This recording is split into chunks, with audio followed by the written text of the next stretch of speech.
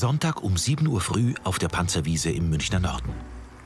470 Schafe und Ziegen sollen heute nach Hause getrieben werden. Sie gehören Martina Feser und ihre Tochter kommt mit.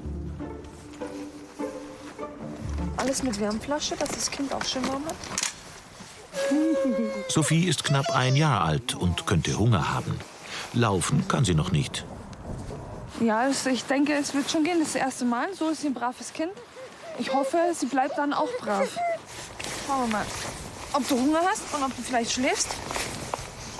Noch eine kleine Stillpause. Dann die letzten Vorbereitungen für den Schaftrieb. Taschen voll mit Proviant. Mann, man kann nie reinschauen. Das sind Tiere, ja, keine Maschinen. Es wird schon schief gehen, sagen wir so. Brot soll als Lockmittel für die Schafe helfen. Dann lassen wir sie raus, ja? Sind wir startklar? Jo. 4 Menschen und 3 Hunde werden sie unterstützen. Ein rund 10 Kilometer langer Marsch beginnt.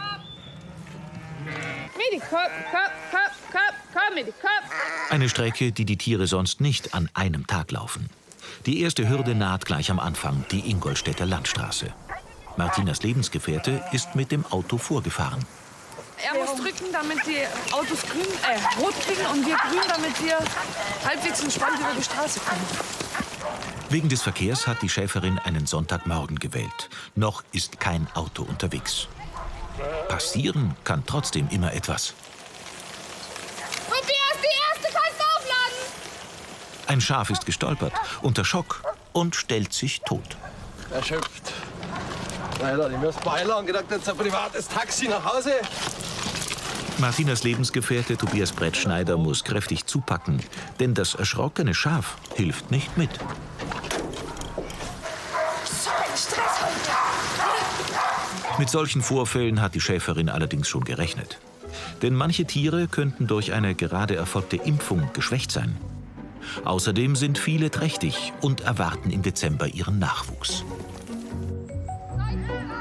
Es geht hoch zur Brücke über den Münchner Autobahnring. Dort hat Martina Feser vorgesorgt.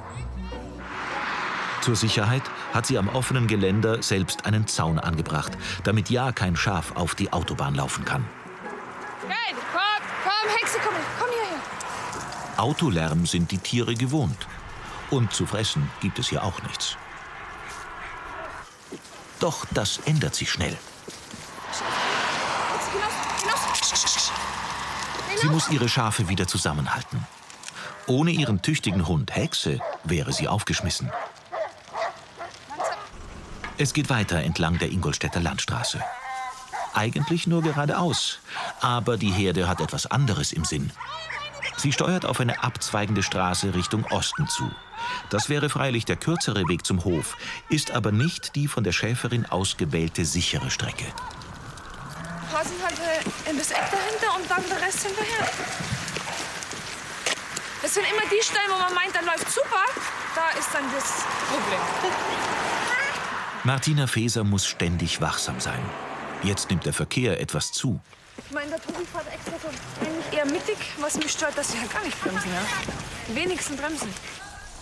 Endlich können sie die Ingolstädter Landstraße verlassen und eine Weile entspannter laufen. Bis zur nächsten Hürde.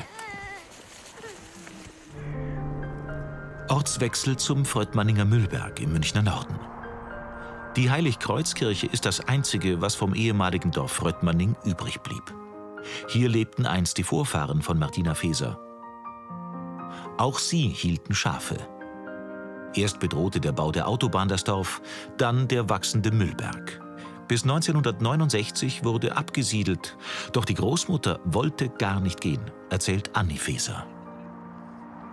Hier war der Hof von deiner Oma und der Hof, sie hat ja doch so Schuppen gehabt, so Wohnhaus, ja, die Reste schätze ich davon. Oder das, was halt dann über war, weil sie eben freiwillig dann nicht weg wollte, dass dann auch schon mal so einen Teil von ihrem Hab und Gut, sage ich, mit den Bagger zusammengeschoben haben. Und da haben sie es dann auch praktisch, der Sohn und ein paar Bekannte, haben sie dann vom Haus mit Gewalt weg. Und dann sind auch gleich scheinbar die Bagger gefahren und haben es niedergemacht. Also. Das war 1982. Auf dem Friedhof der Heiligkreuzkirche ist Martinas Oma mit ihrem Mann begraben. Und auch ihre Urgroßeltern, die einst aus Schöffelding nach Fröttmanning kamen.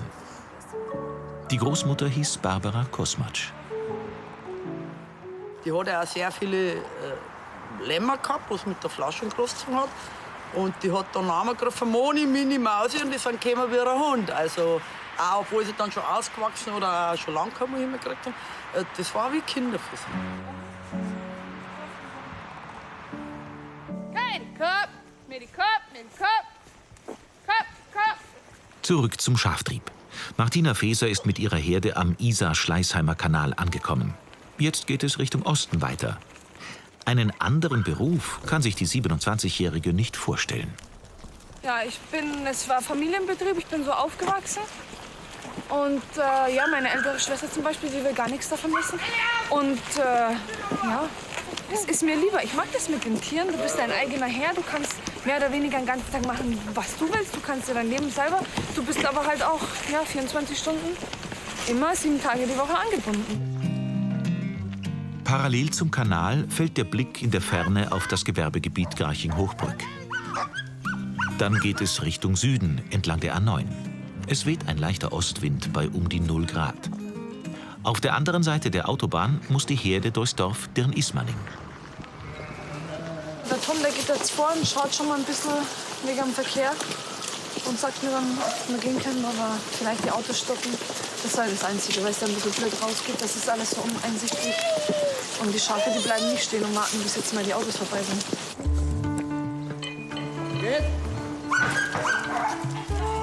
Die Tiere gehen zügig voran, als wüssten sie, dass es gleich eine Belohnung gibt.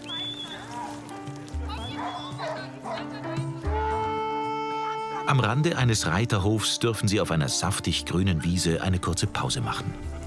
Ein Moment, den auch Martina Faeser genießt. Das ist beruhigend, das Geräusch, dem zuzuschauen. Wenn man sieht, die Schafe sind glücklich, dann ist man auch glücklich. Das ist wie eine Kindergartengruppe, nur haben die halt 4 Beine und können nicht reden. Dann geht es weiter dem Reiterhof entgegen. Wie werden die Pferde auf die Masse an Schafen reagieren? Vor ein paar Jahren ist beim Anblick der Herde ein Pferd vor Panik ausgerissen. Hola, hola, hey. Hallo, hey, hey, hey, hey. Heute passiert nichts Schlimmes. Die Schafe haben die Zielgerade erreicht zum Hof der Familie, den die Stadt München Anfang der 1980er Jahre für die Großmutter erbaut hat. Komm, komm. Hexe, komm. Komm. Nach 3,5 Stunden Fußmarsch ist Martina Faeser mit ihren 470 Tieren gut angekommen. Ja, es ist super gelaufen. Jetzt sind wir endlich daheim. Wir liegen auch gut in der Zeit. Den Schafen geht's gut. Sie sind recht entspannt. Ich kann mich nicht beschweren, ja. Alles super. Und die kleine Sophie ist auch brav gewesen. Für die Faesers gibt es jetzt ein bisschen Zeit zum Durchschnaufen, bevor dann die Geburten der Lämmer anstehen.